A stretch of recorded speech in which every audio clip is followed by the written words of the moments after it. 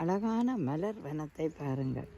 மஞ்சள் பூக்கள், pink colour பூக்கள், வெள்ளை பூக்கள் என காட்சியளித்து மரங்களே பூக்களாக நிற்கும் நிலையை பார்க்கும்போது ஆகா மகா அழகு கொட்டி கிடக்கிறது.